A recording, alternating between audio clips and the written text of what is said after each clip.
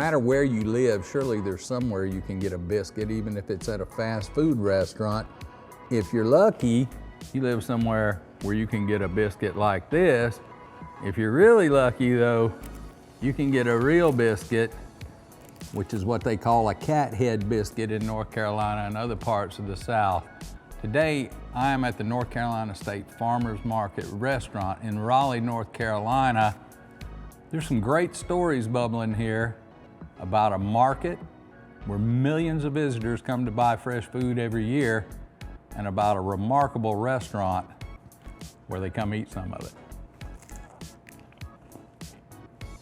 Come on, let me take you where the food comes from.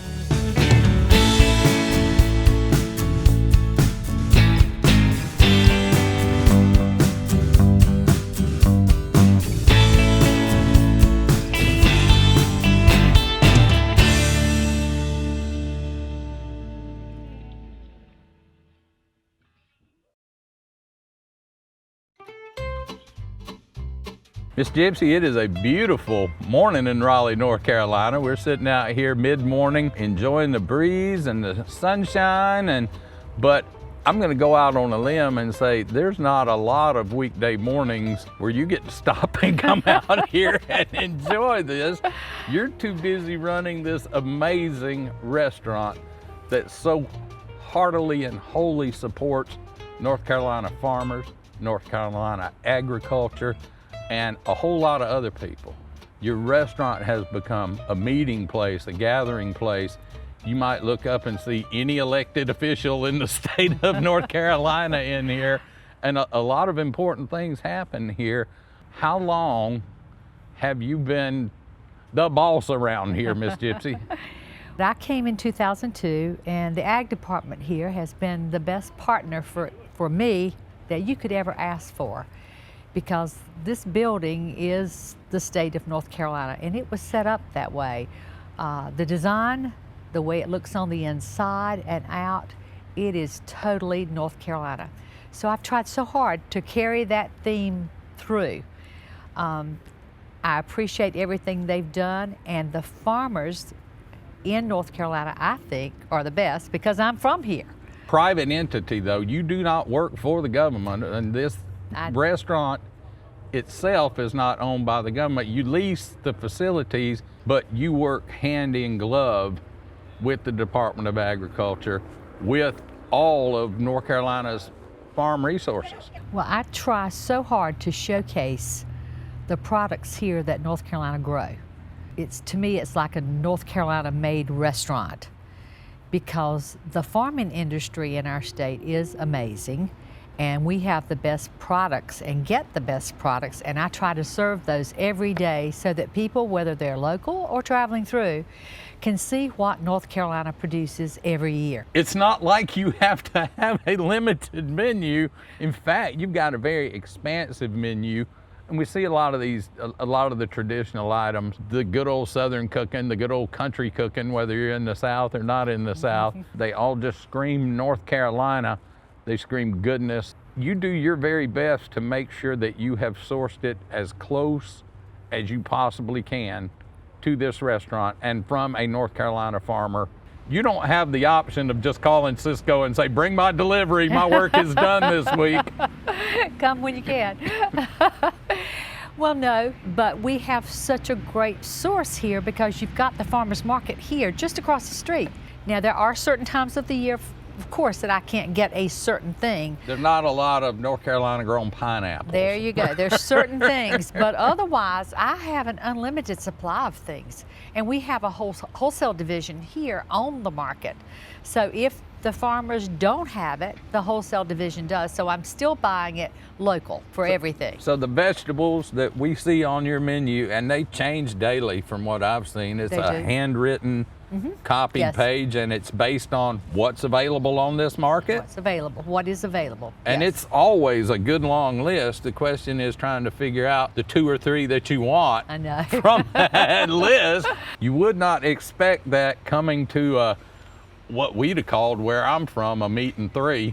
Yeah. where you're gonna get a good Southern protein Sure. and three veggies. vegetables, and you're definitely going to get what people come for miles to get around here. Some biscuits are going to come with that. We have the best biscuits ever. I'm not going to argue with you because I've eaten quite a few of them. And that's another source. We have our source that's from local. They're only 30 miles from me. They bring my flour in every single week. So the biscuits are the best because they're made different than any others that you find. It's a very Southern restaurant, and all the recipes that are used here are from my mom's.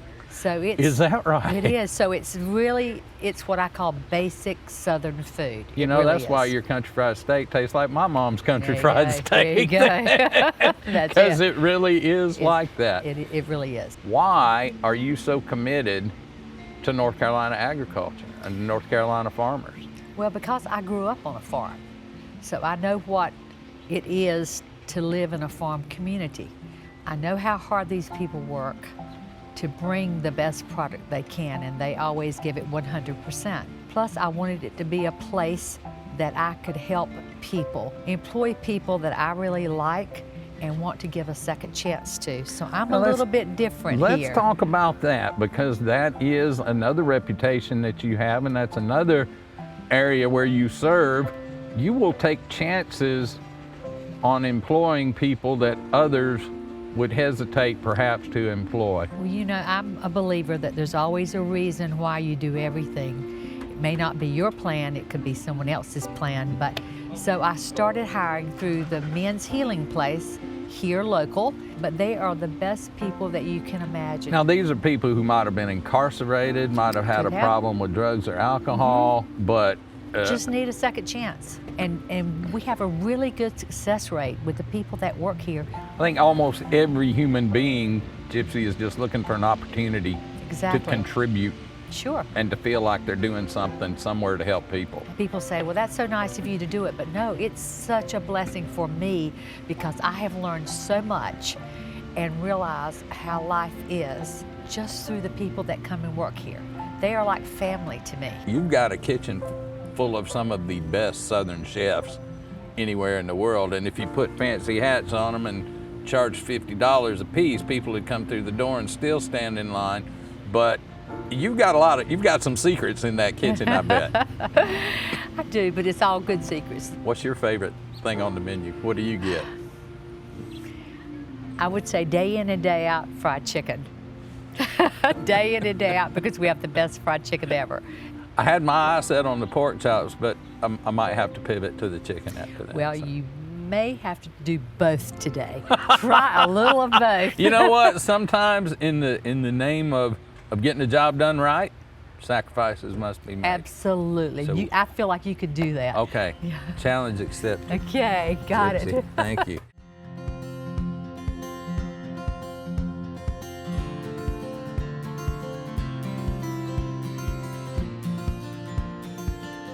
Sandy Stewart. They kind of throw you in wherever there's a gap that needs plugging here in North Carolina. You answer to a very good friend of ours, Commissioner Steve Troxler, who has led this state in the State Department of Agriculture for many years now. Yeah. You are the number two. Kind of anything that Steve can't do, like so you and say, Sandy, make it happen. That's correct. I've got the best boss in the world in Commissioner Steve Troxler. He's now in his 5th term, and yeah, a lot of times he tells me that his big ideas become my problems. And so I'm happy to go wherever he needs me to go and serve North Carolina in that way. You're that guy that everybody needs, and part of your office really is. We're kind of in your office, and we could be in a sweet potato field and be in your office, and we could be in a tobacco field and be in your office, or we could be on a hog farm and be in your office. Today we are at one of the most lovely facilities in the nation devoted to agriculture, and that's the North Carolina State Farmers Market. This is not your Saturday morning neighborhood farmers market where the guys bring in some things in trucks. Usually that they stopped at this market and bought and put in other baskets and go and resell it to people. Yeah. But this is where the business of agriculture is conducted. This is a depot. This is a delivery station and a retransit station. It's a constant cycle of commerce of fresh product coming in and moving out. It has the retail component. It serves a restaurant industry. We have a wholesale component. There are restaurants here. General public can come and enjoy a great North Carolina meal. And if this market is open 364 days out of the year. It's really 24 hours a day, because people can come. If you want to come out here at 3 or 4 in the morning, particularly in the summertime, you see a lot of produce coming in from all over the state.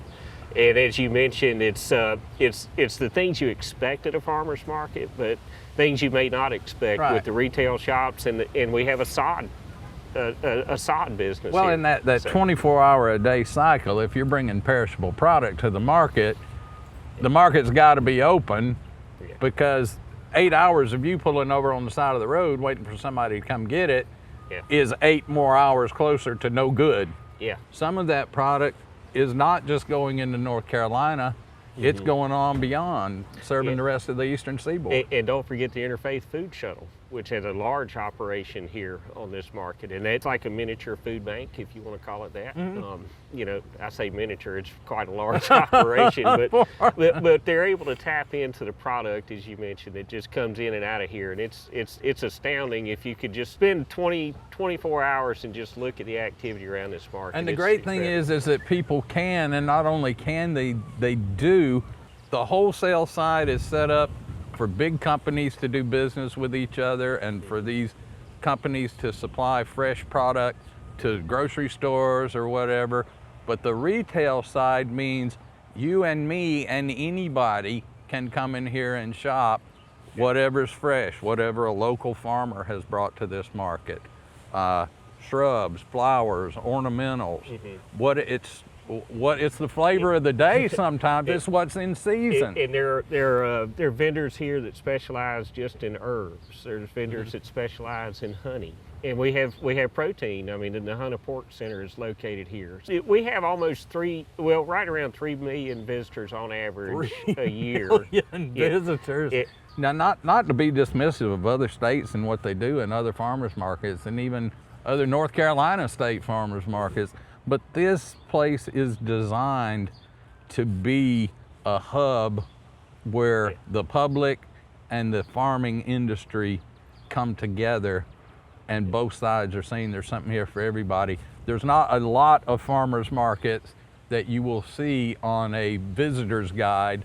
When you come to Raleigh and you look at all the top 10 things to do in Raleigh's list, this market is on that list. Well, the tradition is long with that, Chip. I remember when I was growing up in Moore County, North Carolina, which is about 60 miles south of here. At lunchtime, we always listened to WTFCF 680 AM, and every day somebody from the farmers markets, I think maybe it was Charlie Edwards then, would give the prices at the farmers market. So I knew even from a very early age that this place existed, that it was a hub or a nerve center of agriculture. Something was happening here. Yeah, but now I've got a little bit better idea. You better, because if you don't, there's not going to be many others who do. But it's a long tradition. But it's just extraordinary to think of the concept of tractor trailer loads of food coming through here, some of which are heading through wholesale channels, and the distributors and the suppliers on this market could be going literally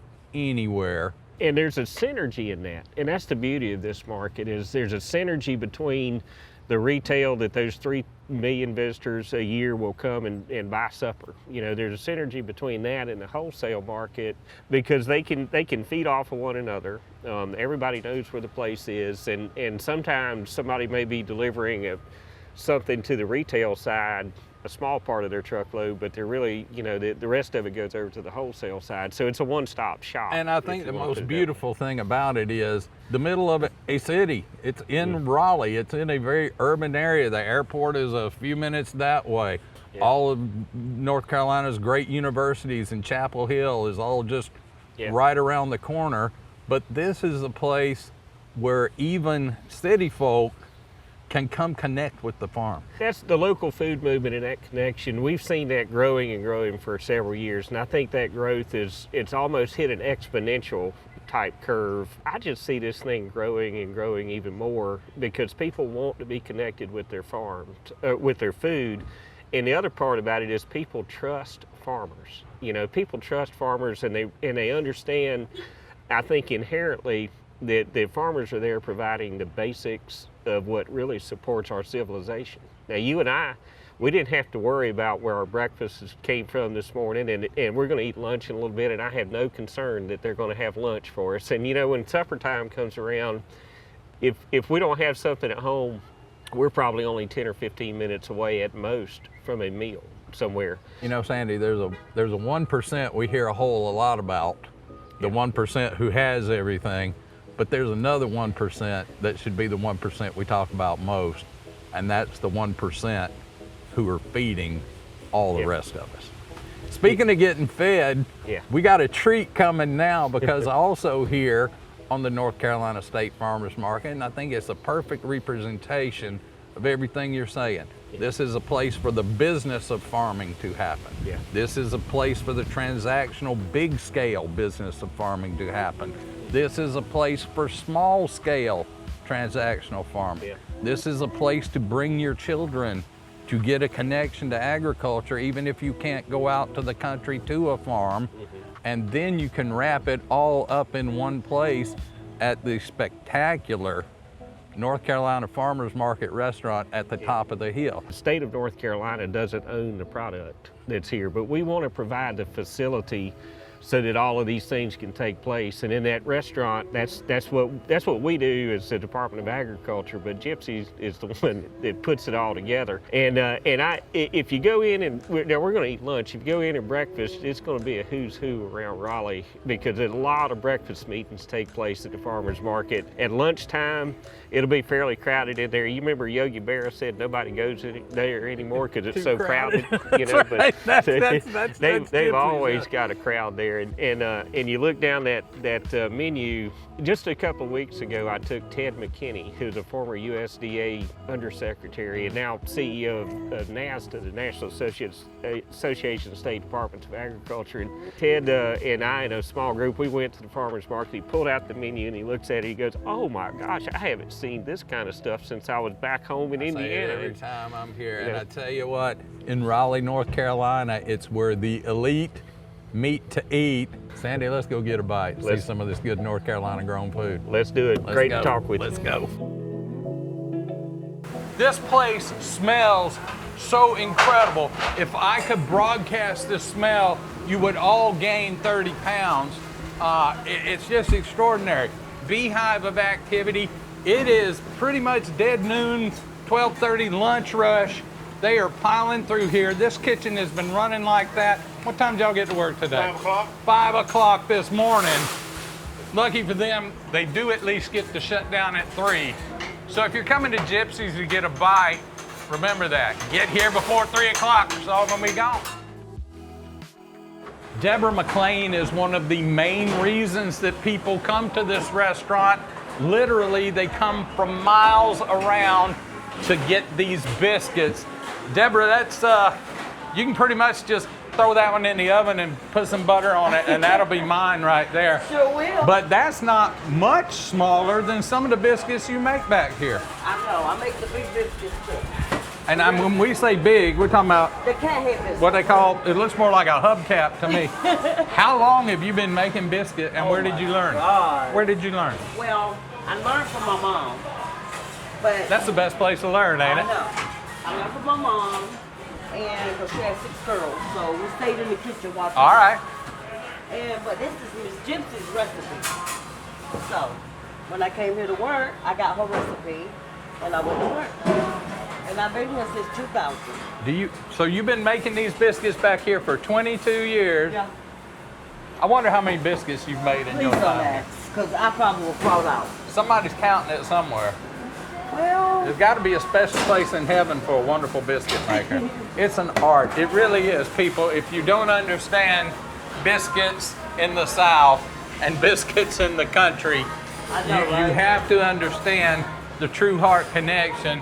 When we talk about our daily bread in this part of the world, they're talking about this and what Miss Deborah is doing right here. It's a remarkable story here in Raleigh, North Carolina, and as you can see, I'm down to my last bite. I've savored every bit of it. It's an incredible facility. This market is terrific. This market restaurant, you can visit anytime. Miss Gypsy will be glad to see you, and she'll feed you just as well as she's fed us. But understand, there are people at your state and near where you live who are doing the same thing.